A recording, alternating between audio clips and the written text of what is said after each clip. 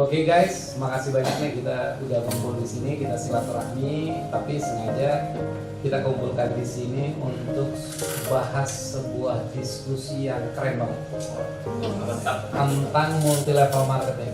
Dan teman-teman tahu nggak yang jadi narasumber buat kita diskusi siapa? Top leader kita Bapak Insinyur Sigit Ngabawan dan juga anggota DPR RI 3 periode. Keren ya? Bagus sekali nih, berita bagus. Kebetulan sangat banyak sekali pendapat orang tentang bisnis kita, khususnya multi level, yang ada berpandangan begitu negatif, bahkan bilang skema ponzi, bahkan bilang money game. Kadang-kadang kita dicap penipu gitu loh. Kurang ajar itu kan, betul kan? Guys, alhamdulillah Bang Syukur udah hadir nih. Apa kabar? Semua ini. Silakan duduk. Minum dulu. Gimana nih Pak Marahalim, Pak Said? Diskusi kita hari ini apa nih? Makasih banyak Bang atas kehadiran Abang hari ini buat kami semua. Kami selalu doakan Abang, keluarga sehat selalu. Amin. Nah, kita semua sehat ya, jangan cuma saya ya. Siap. Biar kita bisa membangun bisnis kita dengan luar biasa ya. Siap. Karena kita adalah orang-orang luar biasa. Makasih banyak Bang. Jadi gini Bang, tadi kita diskusi sama teman-teman. Jadi bagaimana kita memahami cara pandang masyarakat tentang bisnis multi level marketing. Karena banyak pandangan di masyarakat itu bisnisnya jelas, money game, memperkaya di atas, skema ponzi dan lain-lain. Mimpi lagi ya.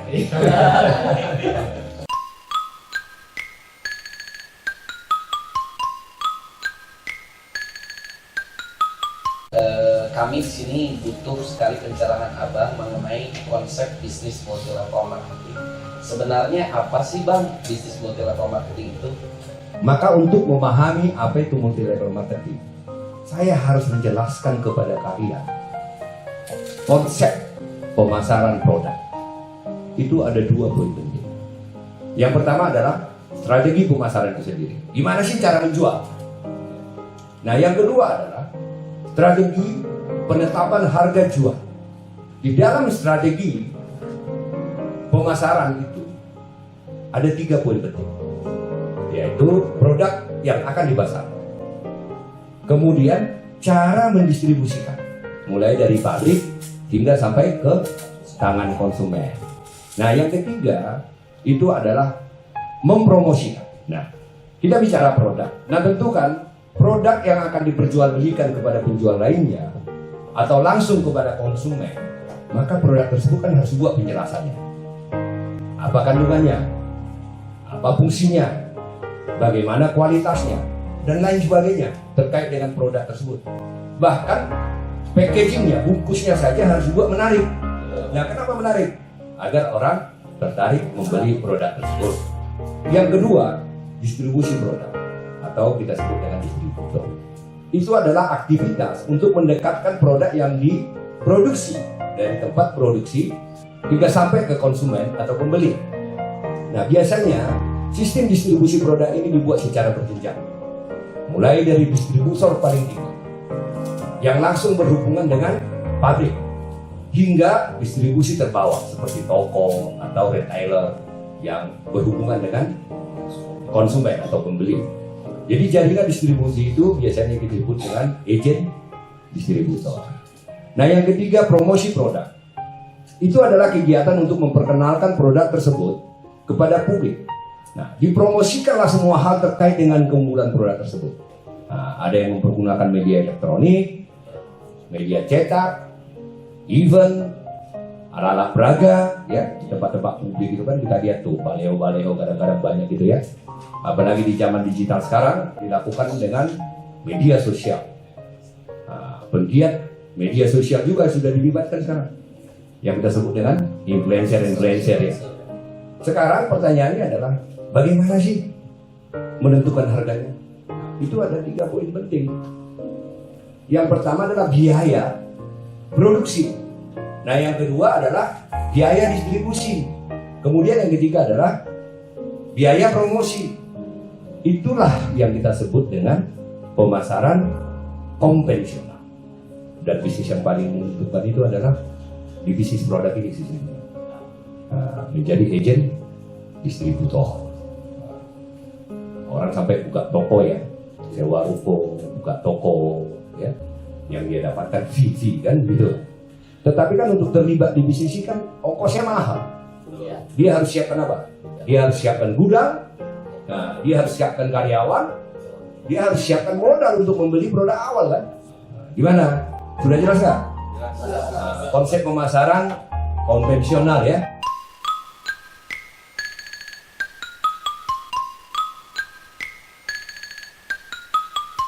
Nah, yang saya mau tanya nih Bang, apa sih hubungannya dengan multi level marketing?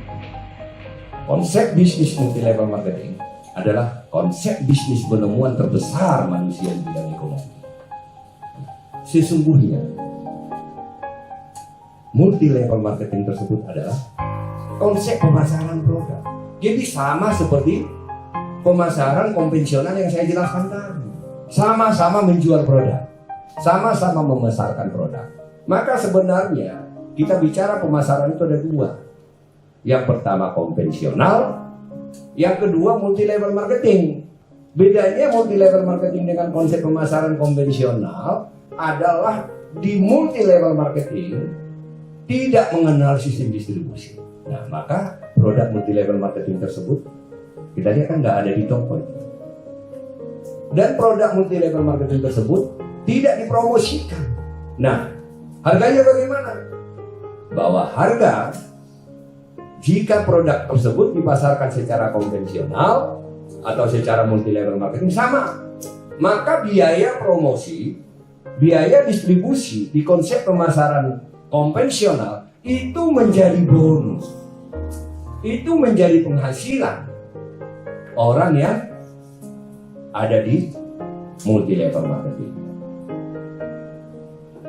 Konsep dasarnya apa? Orang yang membeli produk multi level marketing menjadi pebisnis distribusi dan pebisnis promosi.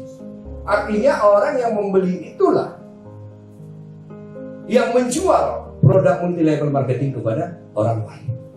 Orang yang membeli produk multi level marketing tersebutlah yang mempromosikan produk yang dia beli kepada orang lain. Orang yang membeli produk di multi level marketing itu sudah disebut member. Maka kita ini semua member nih, ya kan? Karena kita adalah pengguna atau pemakai produk media sehat sejahtera. Nah sekarang kalau kita mengajak orang lain lagi, kita perkenalkan produk media sehat sejahtera kepada orang, dia beli, maka kita sebutlah dia member baru atau downline.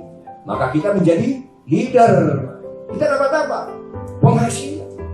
Nah pertanyaan paling pentingnya, bagaimana orang-orang yang membeli produk ini disusun? Berapa penghasilan atau bonus dari member-member ini jika mereka berhasil menjual produk itu? Nah, maka ada sebuah perusahaan. Kita sebutlah mereka ini namanya perusahaan multi level marketing. Maka mereka mengatur di kita sebut dengan marketing plan multi level marketing.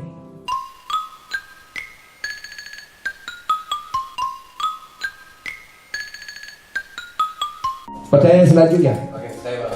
Oke, Gis. Ya Bang, thank you Bang. Ini seru banget Bang ya, dari tadi saya menikmati sekali Bang pertemuan kita. Makasih banget nih waktunya Bang. Oke Bang, saya ada pertanyaan nih Bang, melanjutkan yang berikutnya. Jadi banyak orang yang menganggap ya multi level marketing ini sama dengan skema Ponzi dan money game. Apakah benar Bang? Saya ini anggota DPR 3 periode kan. Saya pejabat tinggi negara. Saya tidak akan pernah mau main money game. Saya adalah pelaku bisnis multi level marketing. Dan saya adalah bisnis multi level marketing. Dan saya adalah member multi level marketing. Nah, saya akan jelaskan apa sih itu skema Ponzi. Apa sih itu money game. Skema Ponzi atau money game itu adalah penipuan atau ilegal yang mempergunakan atau memakai skema bisnis multi level marketing. Jadi bentuknya jaringan, skema bonusnya Sama seperti multi level marketing. Tetapi dia bukan multi level marketing.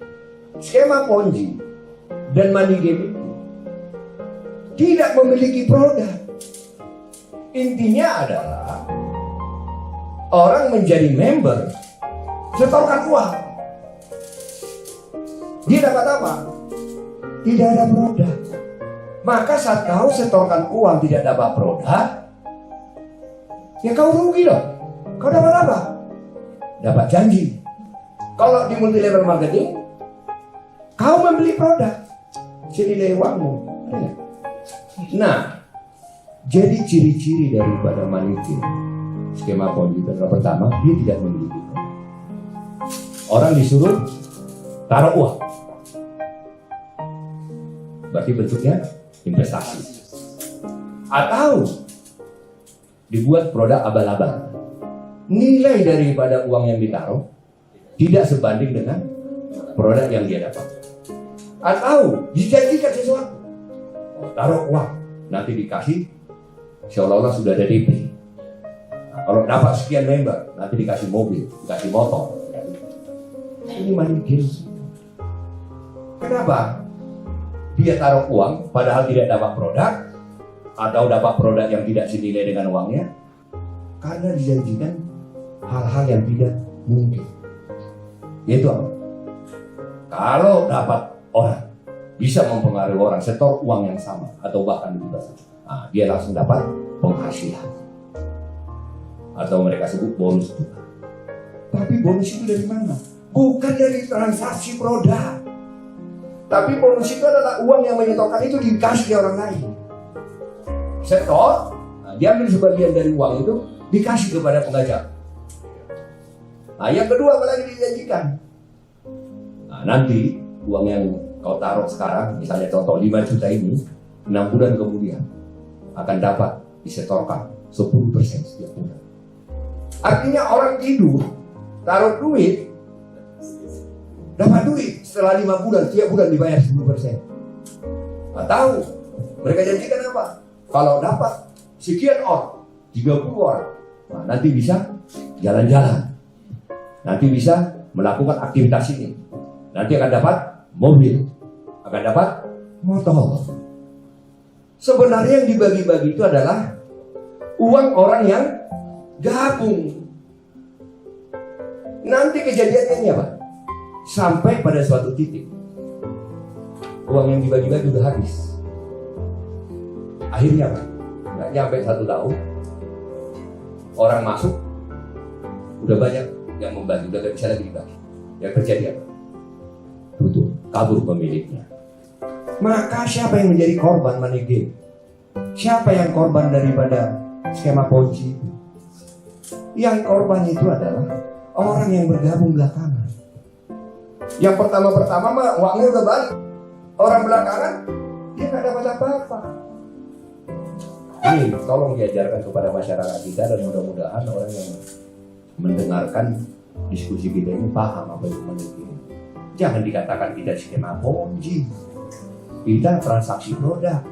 Orang yang gabung ke kita beli produk senilai harganya. Jadi skema Ponzi, money game itu adalah karena dia membagikan uang, bukan hasil penjualan produk multi level marketing, tetapi uang hasil orang yang menanamkan uang. Itulah konsep money game dan skema Ponzi. Oke, jelas ya? Saya pikir udah paham ya?